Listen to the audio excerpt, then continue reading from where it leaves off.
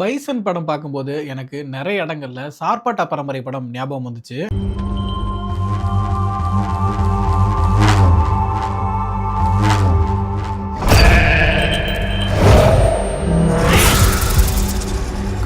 Bison Sarpatta பரம்பரை இந்த 2 படங்களுமே sports டிராமாவா இருந்தாலும் இந்த 2 படங்களோட கதை வேற, கதை களம் வேற, கதை மாந்தர்கள் வேற, இப்படி எல்லாமே வேற வேறையா இருந்தாலும் இந்த 2 படங்களுக்குள்ளேயும் ஏதோ ஒரு எமோஷனல் கனெக்ட் இருக்கிற மாதிரி தான் இருந்துச்சு. கிட்டான், கபிலன் இந்த 2 பேரோட ஜேர்னியும் சரி, இவங்களோட சக்சஸ் எந்தெந்த வகையெல்லாம் தடுக்கப்படுது அப்படிங்கிற வகையிலும் சரி, அதை இவங்க 2 பேரும் எப்படி ஓவர் கம் பண்றாங்க அப்படிங்கிற ஆங்கிள்லேருந்தும் சரி, நிறைய விஷயங்கள் சிமிலரா இருக்கிற மாதிரி தெரிஞ்சிச்சு. அது மட்டும் இல்லாம இந்த பைசன் சார்பாட்டா பரம்பரை இந்த 2 படத்துலையுமே ஒரு டயலாக் 2 படத்துலையுமே வருது. அந்த மாதிரியான இன்ட்ரெஸ்டிங்கான விஷயங்கள் பத்தி தான் இந்த வீடியோல பார்க்க போறோம். ஃபர்ஸ்ட் வந்து பைசன் சார்பாட்டா பரம்பரை இந்த 2 படங்களே இருக்கக்கூடிய அந்த ப்ராட்டகனிஸ்ட் இருக்காங்கல்ல, கபிலன், கிட்டான், இந்த 2 பேருக்குமே ஸ்போர்ட்ஸ் மேல சின்ன வயசுலேருந்தே ஆர்வம் அப்படிங்கிற விஷயம் வந்து சிமிலரா இருக்குது. நீங்க சார்பாட்டா பரம்பரை எடுத்துக்கிட்டீங்கன்னா வந்து அதுல வந்து கபிலன் ஆர்யா பண்ணிருக்கக்கூடிய அந்த கபிலன் அப்படிங்கிற கேரக்டருக்கு வந்து பாக்ஸிங் அப்படிங்கிறது சின்ன வயசுலேருந்தே உயிரா இருக்குது. அந்த அவரோட வாத்தியார் இருக்கார்ல, ரங்கன் வாத்தியார், அவர் விளையாடுறத பார்த்து எங்க மேட்ச் நடந்தாலும் போயிடுறது, பயங்கரமா அவரை ரசிக்கிறது, அவரை பார்த்தே கத்துக்கிறது அப்படிங்கிற மாதிரி ரொம்ப ஆர்வமா இருக்காரு சின்ன வயசுலேருந்தே. கபிலனுக்கு சின்ன வயசுலேயே பாக்ஸிங் மேல இந்த ஆர்வம் வர்றதுக்கு கபிலனோட ஊரும் அந்த சூழலும் காரணமா இருக்குது. ஏன்னா பாக்ஸிங் அப்படிங்கிறது இந்த வெள்ளக்காரங்களோட ஒரு ஸ்போர்ட்ஸா இருக்குது. அவங்க வந்து பொழுதுபோக்குக்காக அவங்களுக்கு கிட்ட வேலை செஞ்சுட்டு இருந்த அந்த பிளாக் டவுனை சேர்ந்த மெட்ராஸ் பீப்புளுக்கு வந்து அவங்க கத்துக் கொடுக்குறாங்க. அந்த படத்துல ரங்கன் வாத்தியாருக்கு ஒரு டைலாகே இருக்கும், பாக்ஸிங் எப்படி நம்ம கிட்ட வந்துச்சு அப்படின்னு சொல்லிட்டு. அதோட சின்ன ஒரு பேக் ஸ்டோரியுமே சொல்லியிருப்பாங்க.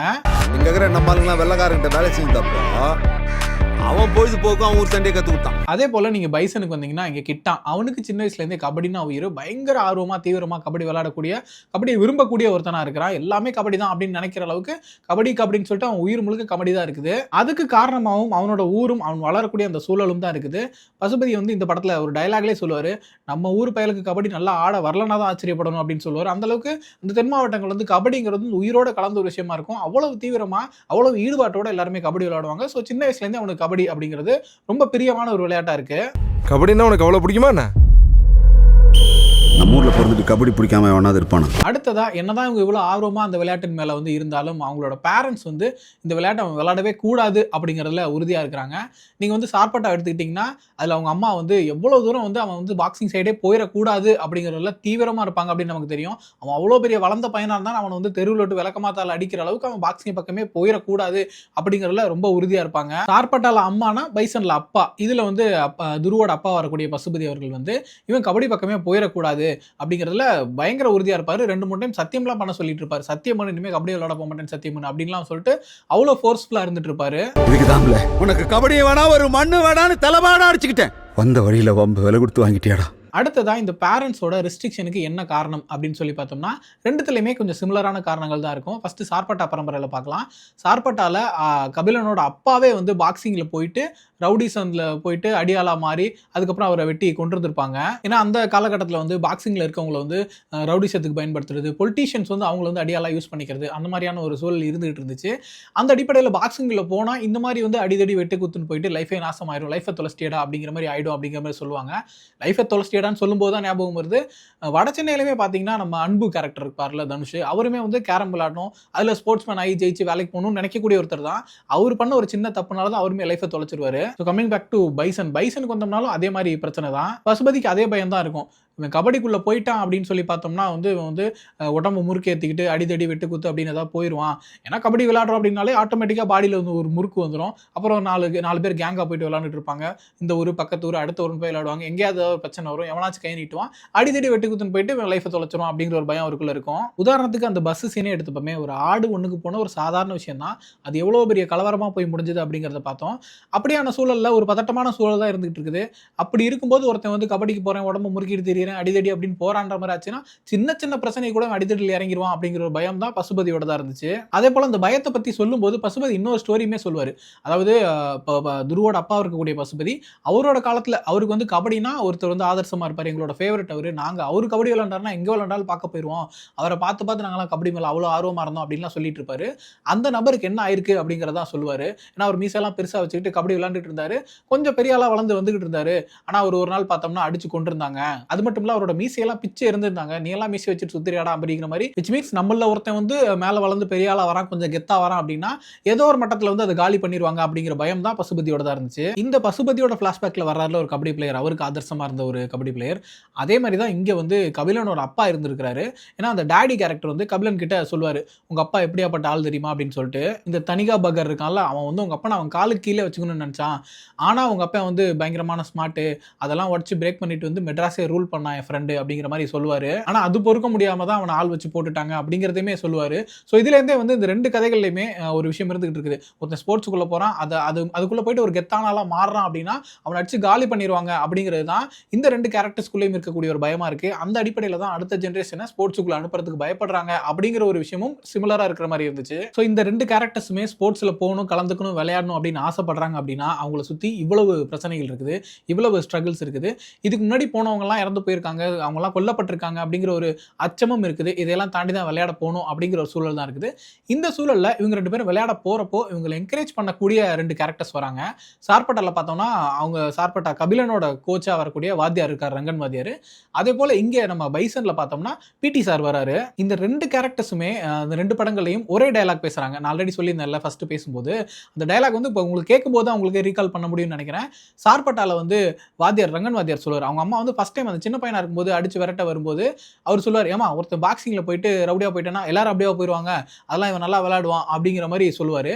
அதே டயலாக் அப்படியே வந்து நம்ம பைசன்ல வந்து இந்த பிடி சார் வரார்ல, அவர் வந்து பசுபதி கிட்ட சொல்லுவார், ஒருத்தங்க அப்படி விளையாண்டு அந்த மாதிரி போயிட்டானா எல்லாருமே அப்படி போயிருவாங்க, இவன் அப்பெல்லாம் போக மாட்டான், இவன் நல்லா விளையாடுவான், இவன் நல்லா வருவான் அப்படிங்கிற மாதிரி சொல்லுவார். எனக்கு ஆக்சுவலாக படம் பார்க்கும்போது இந்த டயலாக் கேட்கும்போது தான் ஸ்ட்ரைக் ஆச்சு, இது அப்படியே கேட்ட மாதிரி இருக்கே ஒரு இடத்துல அப்படின்னு சொல்லும்போது தான் இந்த ஞாபகம் வந்துச்சு. அதுக்கப்புறம் தான் நான் ரீகால் பண்ண ஆரம்பிச்சேன், வேற என்னென்ன விஷயங்கள் சிமிலரா இருக்கு அப்படின்னு சொல்லிட்டு. அதுலேருந்து தான் இந்த ஐடியாவே வந்துச்சு. அடுத்ததான் இந்த ரெண்டு படங்கள்லையுமே தங்களோட பசங்க ஸ்போர்ட்ஸுக்கு போறதை விரும்பாத பேரண்ட்ஸ் இருக்காங்கல்ல, ஒரு கட்டத்தில் அந்த பையனுக்கான வாய்ப்பு மறுக்கப்படுது அந்த விளையாட்டில் அப்படின்னு தெரியும் போது முதல்ல சப்போர்ட் பண்ணக்கூடியதே இந்த பேரண்ட்ஸாக தான் இருக்கிறாங்க. சார்பட்டால ஒரு டைலாக் வரும்ல, அவங்க அம்மா சொல்லுவாங்க கபிலன் கிட்ட, உனக்கு பாக்ஸிங் வராதுன்னு யாரா சொன்னா, உனக்கு வந்து நீ பாக்ஸிங்கில் போய் நாசமா போயிடுவா, வீணா போயிடுவான்னு பயந்து தான் உன்னை விடாம வச்சுக்கிட்டு இருந்தேன், ஆனால் இப்போ உனக்கு பாக்ஸிங் தான் வேணும் அப்படின்னு சொல்லிட்டு அவங்க சப்போர்ட் பண்ணுவாங்க. அது மட்டும் இல்லாமல் அவங்களோட சோர்ஸ்லேருந்து அந்த பிடி தாத்தா வந்து இவங்க தான் ரெஃபர் பண்ணுவாங்க, பிடி தாத்தா கிட்ட போய் நீ ட்ரெயின் ஆகு அப்படிங்கிற விஷயத்தையும் பண்ணுவாங்க. அதே போல தான் பைசன்லையுமே கிட்டானோட அப்பா வந்து அவன் கபடி விளையாடுறதை விரும்பாம தடுத்துக்கிட்டே இருந்தாலும் ஒரு கட்டத்தில் அவன் கபடி விளையாட போய் தான் ஆகணும் அப்படிங்கிறத உணர்ந்ததுக்கு அப்புறம் வந்து பயங்கரமா சப்போர்ட் பண்ணக்கூடிய ஒருத்தர் இருப்பாரு. இன்னும் சொல்ல போனா அவன் அந்த விளையாட்டுல சேர்த்துக்க மாட்டாங்க, விளையாடுறதுக்கு அந்த டீம் ரெஜிஸ்டர் பண்ண அலோவ் பண்ண மாட்டாங்கன்றப்போ முதல்ல போய் சண்டை போட்டு சேர்த்துக்க வைக்கிற ஆளாவும் இவர் தான் இருப்பாரு. அந்த டியூப்லைட் எடுத்து உடைக்கிற மாதிரியான சீன்லாம் பண்ணுவார்ல, பயங்கரமா இருக்கும் அந்த சீன். அந்த சீன்ல அவர் பேசுற விஷயங்களை பார்த்தோம்னா, ஏன் இந்த பையன் ஊர் இல்லையா விளையாடக்கூடாது அப்படின்னு சொல்லிட்டு போயிட்டு அந்த டீமை ரெஜிஸ்டர் பண்ணி விடுவாரு. இதுல இருந்து என்ன தெரியுதுன்னா, இந்த ரெண்டு பேரண்ட்ஸுக்குமே அந்த பசங்க ஸ்போர்ட்ஸுக்கு போகணுங்கிறத முடிவு பண்ணிட்டாங்க அப்படின்னா அவங்களுக்கு ஃபுல் சப்போர்ட் பண்றதுக்கும் அது மட்டும் இல்ல அவங்களை கைட் பண்றதுக்குமான நாலேஜுமே இவங்க ரெண்டு பேருக்குமே இருக்கு. ஸோ ஏதோ ஒரு பயத்தினால தான் அதை பண்ணாம இருந்துகிட்டு இருந்தாங்க. பட் அதுக்கான சூழல் உருவாகும் போது இவனுக்கான வாய்ப்பு மறுக்கப்படுது அப்படிங்கிறத தெரிஞ்சுக்கும் போது வந்து முதல்ல சப்போர்ட் பண்ணக்கூடியதும் அந்த பேரண்ட்ஸா தான் இருக்கிறாங்க. அன்னைக்கே பாக்ஸிங் ஆடுற தகுதி இழந்துட்டான்.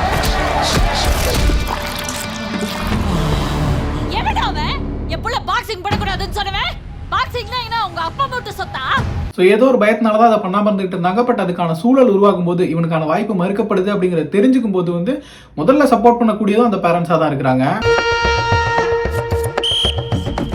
அடுத்த சிமிலாரிட்டி எனக்கு தோணுன விஷயம் வந்து விளையாடுவதற்கான வாய்ப்பு.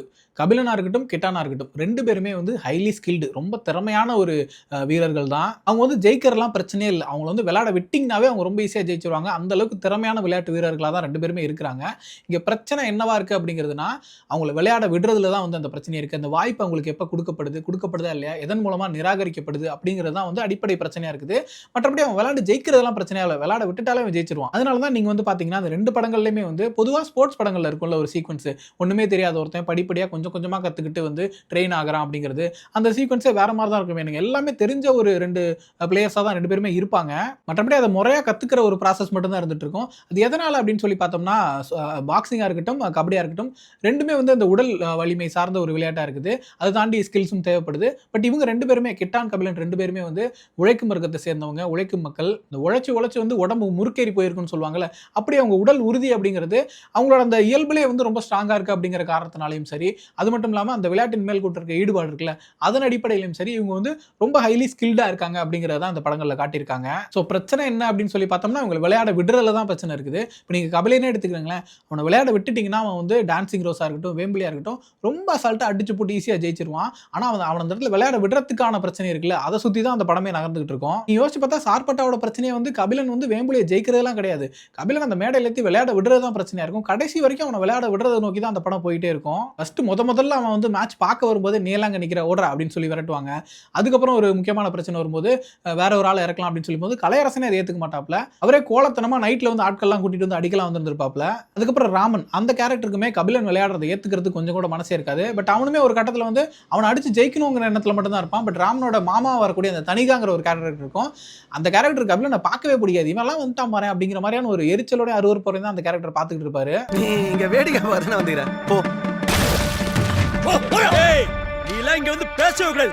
என்ன வாட்ச் பண்ணி அவனை விளையாட விடாம பண்ணிடணும் அப்படிங்கிறதுல மட்டும்தான் அவரோட குறி இருந்துட்டே இருக்கும். இன்னும் சொல்ல போனோம்னா அந்த படத்தோட கிளைமேக்ஸுக்கு முந்தின காட்சியில வந்து எல்லா பெருசுங்களும் நைட் உட்காந்து பேசிட்டு இருக்கோம். இந்த ஆட்டத்தை எப்படியா கலச்சு விட்டுறலாம் அப்படிங்கிற பத்தி தான் இவெல்லாம் இதுக்கு விளாட்றான் இவெல்லாம் வந்துட்டானா அப்படிங்கிற மாதிரியான பேசிட்டு ஒரு மாதிரி அவனை மேடை ஏத்துறதை வந்து தடுக்கிறதுக்கு என்னெல்லாம் பண்ணலாங்கிற ஆங்கிள் இருந்து அந்த கதை போயிட்டே இருக்கும். மற்றபடி வந்து கபிலன் வந்து வேம்புலியை ஜெயிப்பானா அப்படிங்கிற ஆங்கிள் இருந்தே அது போயிருக்காது. இப்போ பிரதான சிக்கல் அப்படிங்கிறது ஆட விடுறதுல தான், ஆடி ஜெயிக்கிறதுல கிடையாது. இந்த சார்பட்டால வரக்கூடிய ஒரு டைலாக்ல இருந்தே சொல்லலாம். அந்த கபிலனோட ஃப்ரெண்டா வரக்கூடிய கௌதமன் சொல்லுவான், இங்க வாய்ப்புங்கிறது நம்மளுக்குலாம் அவ்வளோ ஈஸியா கிடைச்சிருது கிடையாது அப்படின்னு சொல்லுவார்ல, அதுதான் இதோட அடிப்படை. அதே போலதான் கிட்டானுக்குமே, கிட்டான் இவ்வளவு தூரம் கபடி நல்லா விளையாண்டாலும் அவங்க உள்ளூர் டீம்லயே அவனால விளையாட முடியாது. அதுக்கு என்ன காரணம் அப்படின்னு சொல்லி பார்த்தோம்னா, கிட்டானோட அப்பாவுக்கும் அந்த ஊர் கேப்டனுக்கும் ஒரு தனிப்பட்ட பகை ஒன்று இருந்திருக்கிறோம். அந்த அடிப்படையில் அவன் வந்து கிட்டானை விளையாட விட்டுருக்க மாட்டார் அப்படிங்கிற மாதிரி இருக்கும். அப்புறம் ஸ்கூல் டீம்ல விளையாடலாம், இல்லை வேற ஊருக்கு போய் விளையாடலாம், பக்கத்து ஊருக்கு போய் விளையாடலாம் அப்படின்னு சொல்லி பார்த்தா சாதி பிரச்சனை. சரி, இந்த மாதிரி பிரச்சனைகள்லாம் வேணாம், கபடியை விரும்பக்கூடிய கபடியை நேசிக்கக்கூடிய ஒருத்தரோட டீம்ல விளையாடலாம். அந்த இவர் லால் பண்ணியிருந்தால கந்தசாமி கேரக்டர், அவரோட டீம்ல போய் விளையாண்டுக்கிட்டு இருக்கலாம்னு சொல்லி பார்த்தா அந்த லால் கேரக்டர் வந்து இவரை பயங்கரமா இவரோட கபடியை நேசிக்கிறாரு,